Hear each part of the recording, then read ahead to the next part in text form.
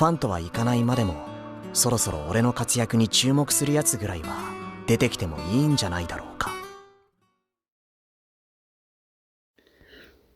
Hello everybody, welcome to my channel. If you haven't subscribed to it yet, go ahead and click on the subscribe button. So, today I'm going to be talking about which is the best Quinques, and if you should use it, if you should not, why you should use it, what it can do, what it's capable of taking down, what's capable of taking it down. So let's get started. So the Quinques that is the best. Is that how you say it? Quinques? Quinque? Quacky? I don't even know. Quinques? I'm just gonna call it Quinques. I don't even know if it's correct, but the Quinque, the best one is the SSS Owl. It's the best one. Overall, okay? Overall, it could beat everything.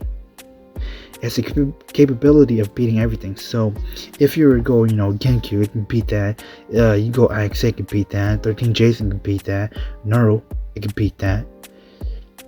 Kaika, it can beat that. Dojima can beat that. Ichigo can beat that.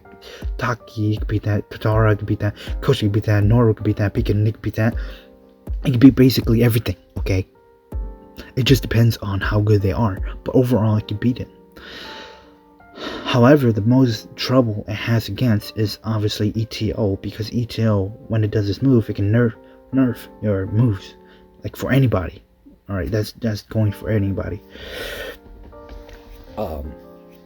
Now with that being said, there are things that can counter against SSS Owl, and that is Dojima. Dojima is, if you have the best Dojima in the world, the best one, the one with the auto click, the auto aim, but they don't actually use auto aim, but they're that good. They can literally kill any SSL.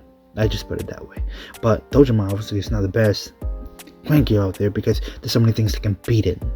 Like for example, ETO can beat it, Tara can beat it, Taki can beat it, Pekin can beat it, Naru can beat it, Nish can beat it, freaking Zitana can beat it. I'm just saying, there's a lot of things that can kill it. Now, let's move on away from what can beat it, and let's go to number 2. What's the second best thing to use? Genku is the second thing best to use.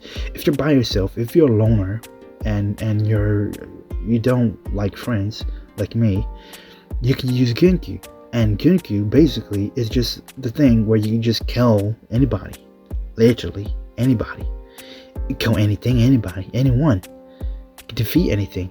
But with that being said, if you suck at it, then you're just gonna die. It's just one of those things where you don't want to use it unless you're actually good with it, and you rather just go with Neuro, because Neuro is easy to use. Okay, so Genki is good. It can beat anything, but anything can beat it as well. IXA. Why is IXA number 3? Why Neuro is not number 1? Why is IXA number 3? IXA shouldn't. IXA is trash. I got nerfed. The freaking the E nerf, the one, the gimmick E nerf that doesn't make you stunned anymore, right? Why is that even there? Why is IXA even there? Well, because IXA could beat every single Quinques. Alright. When you have the best IXA versus the best anything, IXA is gonna win 100%. Even against Dojima, it's gonna beat every single body. It just is. Because they just have so many moves that can counter everything. It has a stunning move. It has a move that doesn't take any damage. It has a move that can just, sort of teleport. It has a move that can auto aim, auto hit, that our gimmick move. It has a move that you stay there, and if you run into it, you get damage. That can blindside you too. So that's why it's one of the best. It's actually the best Quinque against Quinque, but not the best Quinque overall. Because why? Because against Taki, it probably lose for the most part. Against ETO, 100%. It can't kill ETO. It's like a Dojima versus SSO. Any crappy ETO could kill you as an IXA. Then, my next one is Jason, 13 Jason. So why is 13 Jason out here? Well, it's a pretty new thing, but 13 Jason has the same move which can stun you, and the combo with this is that it presses it does not presses. It does C. When it hits you with C, it does this R move. Is it R? I think it's an R move. The R is supposed to stun you, and then you're supposed to start with like an F move. I forget. Yeah. But it's basically a Quinque that gets hit. When it gets hit, it's really hard to hit it because it can move really fast. It can navigate. But the reason why it's not, top 3 is because it doesn't have any range at all. It doesn't. So it relies everything on very close range. Everything is very short, compact, right? So against IXA, it's really difficult against IXA. Against Nero, it's kind of risky. It really is. Against like Taki, kind of risky as well. Against Genku, you could lose for sure. Naru is the next one, number 5. So why is Noro number 5? Why is Noro not number 1? I mean, Noro haven't got nerfed, so what's going on? Well, the thing is, just because you get nerfed doesn't mean something's automatically better than it. Like, that's just stupid logic. Okay, so Noro is actually good, but it depends on how you use it, right? There's a few ways to use it. So the way I use my Noro is that I do range. Alright, so I am in range mode. I use the E, and then I use the F for the auto hit. Then I switch, and then I do that R in order to make my opponent like dash and hit that R and get stunned, and then my auto moves hit them, boom, boom, boom, boom, and they're pretty much almost dead at that point. Especially if you're classy, and you should like try to be classy with it too, because you're not gonna get hit much. Now, but Noro is just really hard to control. Like, you have to sort of rely on your one move, which is the R move, like a Quinque. But the R move is terrible because you can only get them stuck at a certain range, and it's not like right on you, and so it's really hard to actually land on that.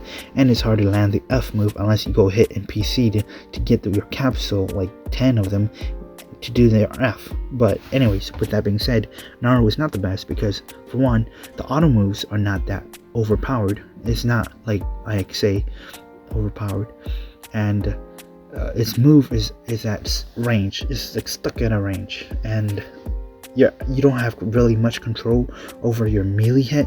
So your melee, when you go really fast and far, you don't have much control over that. You can like do left, right, whatever, but you can't really control. It takes too long for you to just travel. But it's really difficult to master it. And if you do master it, which I haven't, but if you do master it, it's not that great compared to SSL or Genku or Ikse or 13 Jason. In terms of mastery, Naru doesn't do much. Why doesn't do much? Because the moves is too slow, and the move is stuck at a certain range. Now, Kaika, why is that thing not OP? Why is it not like number 1? Well, here's the thing, just so you know, most Kaika, or Kaika, whatever it's pronounced, they're not overpowered. And the reason why they seem overpowered is because the people who use it, usually they team up together. So usually they have another friend or multiple friends that will help them.